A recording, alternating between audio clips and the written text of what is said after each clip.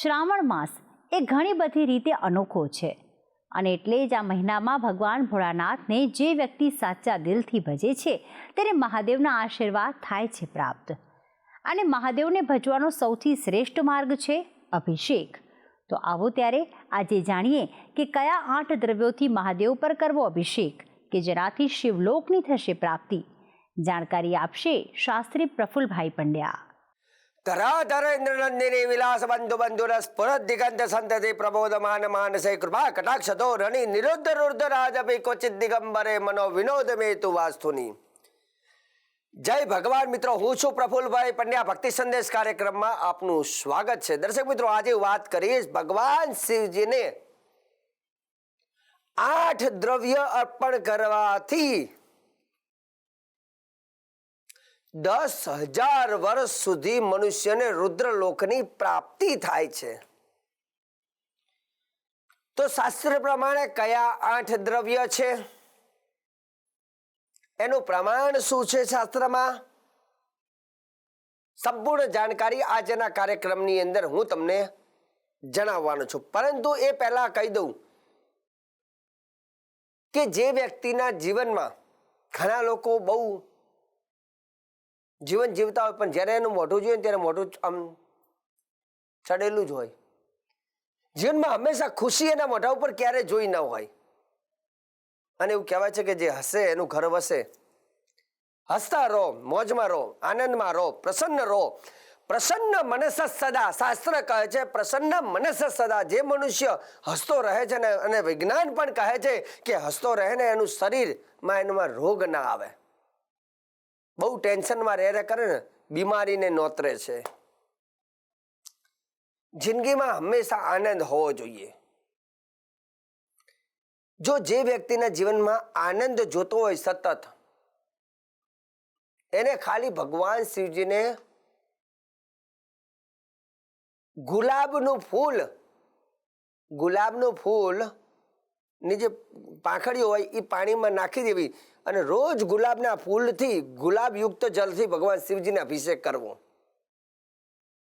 અને ગુલાબના ફૂલથી શિવજીને અર્પણ કરવાથી આનંદની પ્રાપ્તિ થાય છે.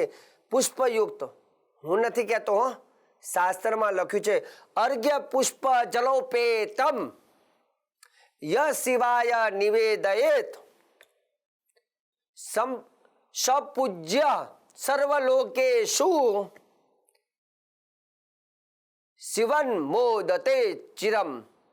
જે વ્યક્તિ પાણીમાં ગુલાબના ફૂલ અથવા કોઈ પણ શ્રેષ્ઠ પુષ્પની પાંખડી નાખીને શિવજીને અર્પણ કરે છે, શિવજી એના જીવનમાં આનંદની પ્રાપ્તિ કરાવે છે.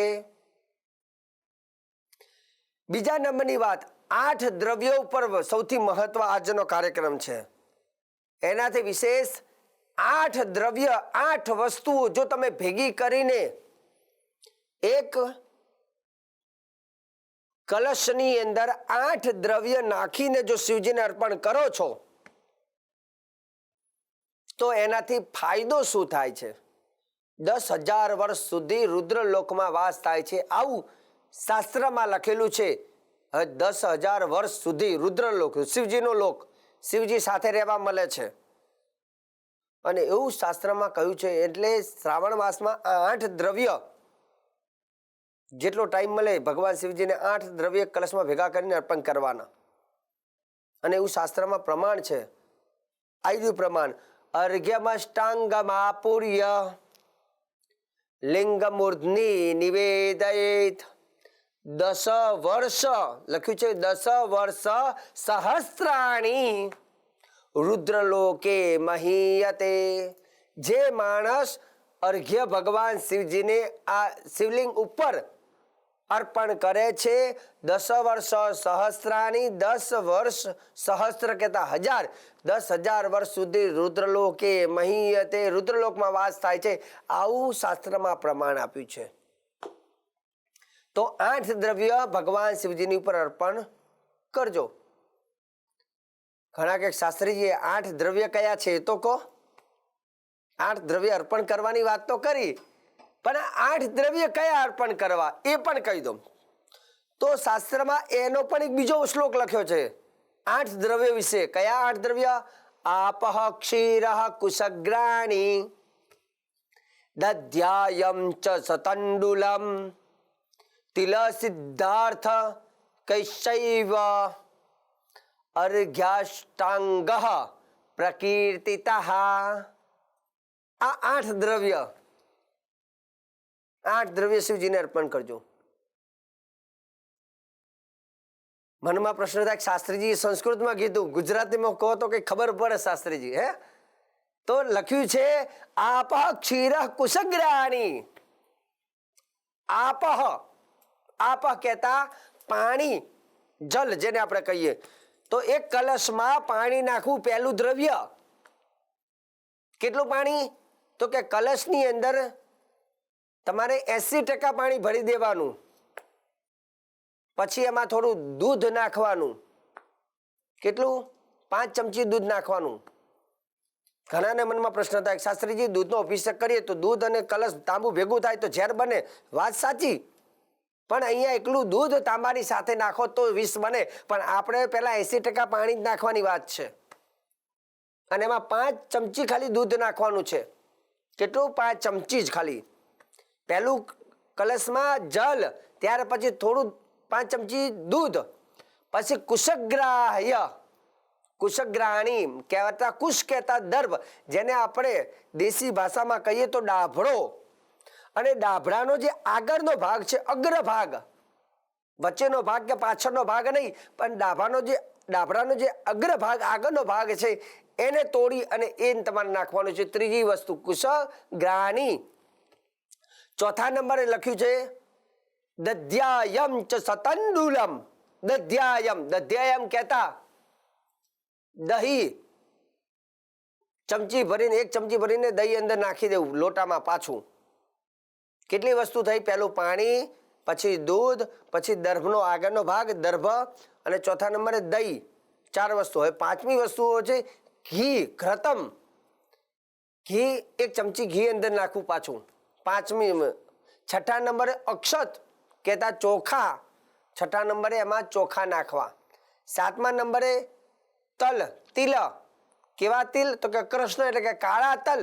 7 એમાં નાખજો. અને 8મા નંબરે સરસવ. સરસવના જે દાણા આવે છે, પીળા કલરના દાણા હોય, રાઈ જેવા. જે રાઈ આપણે બધા જોયું હોય રાઈ, તો એ રાઈ જેવા એક પીળા કલરના દાણા હોય જેને સરસવ કહેવામાં આવે છે. તો એ આખા સરસવ અંદર ચપટી ભરીને નાખવાના. અને આ રીતે એક કલશની અંદર 8 વસ્તુ ભેગી કરી અને ભગવાન શિવજીને જે મનુષ્ય અર્પણ કરે છે શ્રાવણ મહિનામાં નિત્ય, અથવા સોમવાર આવે તો એમ દરમિયાન, શ્રાવણ મહિના સિવાય પણ સોમવારના દિવસે જો આજને અર્પણ કરે છે તો અર્ઘ્યામાષ્ટાંગમા પુર્ય લિંગ મૂર્તિ નિવેદિત 10 વર્ષ સહસ્રાણી શિવલોકે મહ્યતે. તે વ્યક્તિ ભગવાનના લોકમાં, શિવલોકમાં એ વ્યક્તિ વાસ કરે છે ને 10,000 વર્ષ સુધી રહે છે. આવું શાસ્ત્રમાં પ્રમાણ આપેલું છે. તો આવી શાસ્ત્રોને લઈને જે જાણકારી, જે વિશેષ જાણકારી અને જે રહસ્યમય વાળી વસ્તુઓ જે છે, જે હું પ્રફુલ્લ પંડ્યા તમને સરળ ભાષામાં આ કાર્યક્રમના માધ્યમથી કહું છું. પરંતુ તમારે ખાલી આ કાર્યક્રમને જે કંઈ સાંભળો છો, જે કંઈ જોવો છો, એ પણ એક કાગળને, નોટને, પેનમાં લખતા રહેજો, જેથી ક્યારેક કંઈક જરૂર પડે તમને તો એ વખતે લખેલું હોય તો તમને ઉપાય કરવાની ખબર પડે, મંત્રની ખબર પડે. અને સરસ ભાષામાં તમને કહું છું એટલે તમારે કોઈને પૂછવાની જરૂર નથી. ખાલી આ કાર્યક્રમ નિહાળશો, શાંતિથી જોશો તો ઉપાયો પણ સરળતાથી તમે કરી શકશો. અને તમારા માટે જ હંમેશા આ કાર્યક્રમ અમે બનાવેલો છે, તમારા માટે જ. અને સારી જાણકારી, શ્રેષ્ઠ જાણકારી, સુંદર જાણકારી, સનાતન આપણા ધર્મની સચોટ માહિતી આ કાર્યક્રમના માધ્યમથી હું હંમેશા આપતો રહીશ. કાર્યક્રમ જોવાનું ચૂકતા નહીં. મને આપી દો રજા. જય ભગવાન.